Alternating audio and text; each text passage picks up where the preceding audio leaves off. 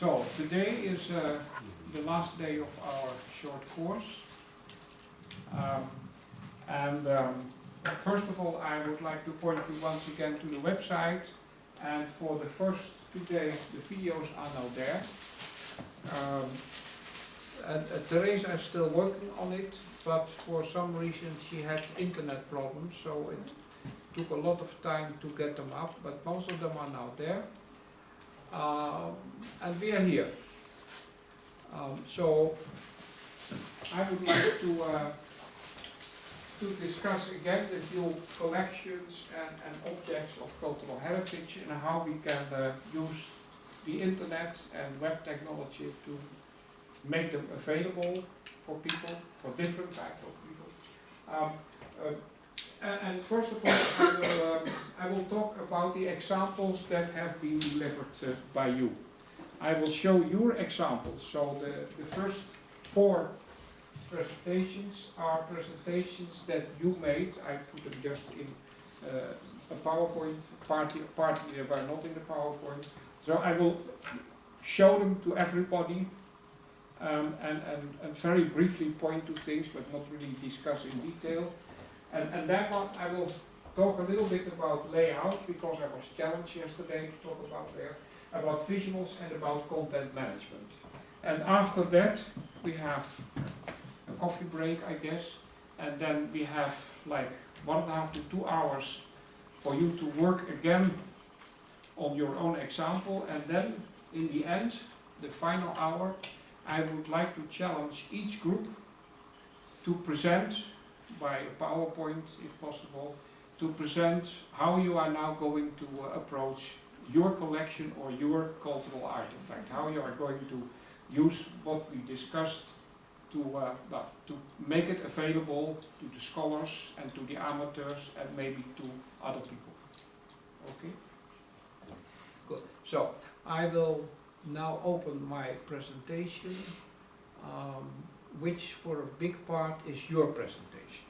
And I need one thing that I forgot to take out. No, I got it here.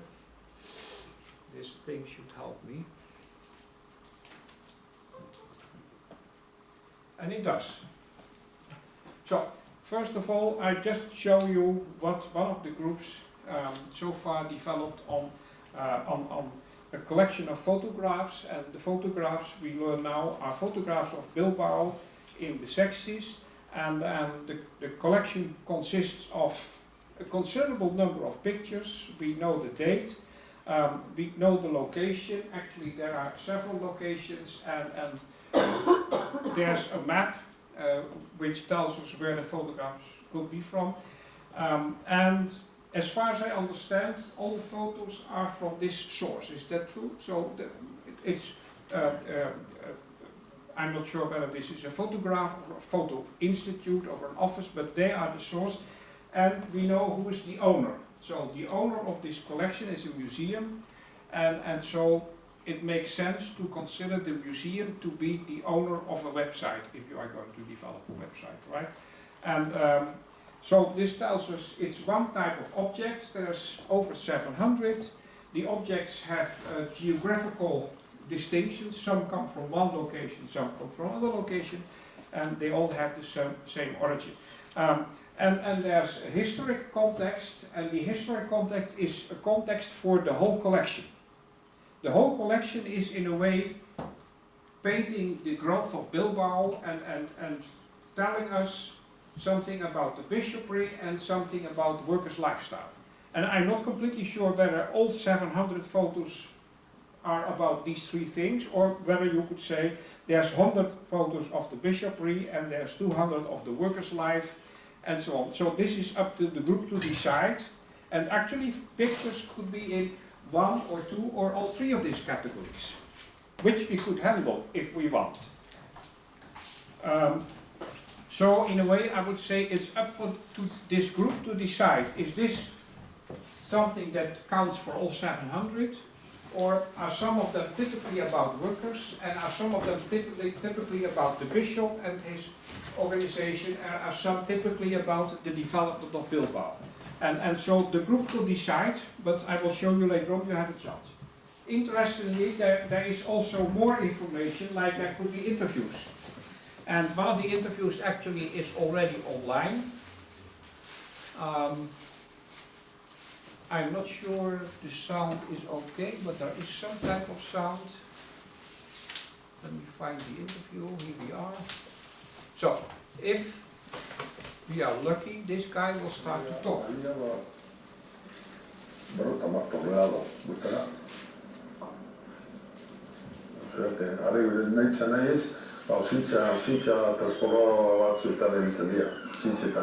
And I stop it. I'm just showing you that there is already interviews here, and the interviews could be made available, and there's actually the website that is pointed to this one here. So there are already, let me say, objects or that would be relevant for the, and there's other things. There's documents like newspapers and stuff. This is just one picture, but I presume there's many of these.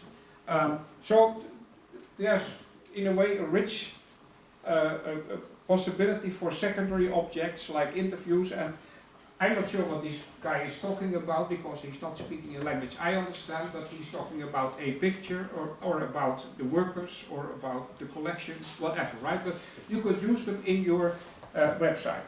And then there are a lot of people that are, in a way, interested or should be interested in the collection. The museum is very clear, and maybe they are the owner of the collection, they might also be the owner of the website. The bishopry should be interested because it's about them, at least partly, like, and the government could be interested, you could attract them, you could allow them to, in a way, advertise their responsibilities in your website and maybe get them to sponsor you. There's the regional government, there's the council, so these are, we could say, political structures that could be interested. There's an association of industrial heritage. Well, this association should definitely be, you should work with them, because they in a way focus on the same things as this collection is focusing, and maybe other museums, and obviously it's relevant for the people who live in the region, and it's relevant for the schools that teach about the region. So this is a good list, and in your website you could find out whether some of these people would have maybe a special entry in the website. Some of them could actually have an advertisement in the website. So point to them and say, if you want to know more about the bishopry, go to this URL, and you point them to the website of the bishop or whatever. So I think it's a good analysis, and there's a lot of things to be done. And actually the group found out what they call it pains, but you could say this is things that one of the stakeholders needs, and this is things that could be of benefit to the stakeholders, right? And we know how the stakeholders would contribute. And I'm just stepping through these analyses. This is the bishopric, and this is the regional government, and this is the Industrial Heritage Association. All of these stakeholders need things that you could support with your website, and on the other hand, they can contribute. Good. So I'm just stepping through this, and it's on the website of the course now.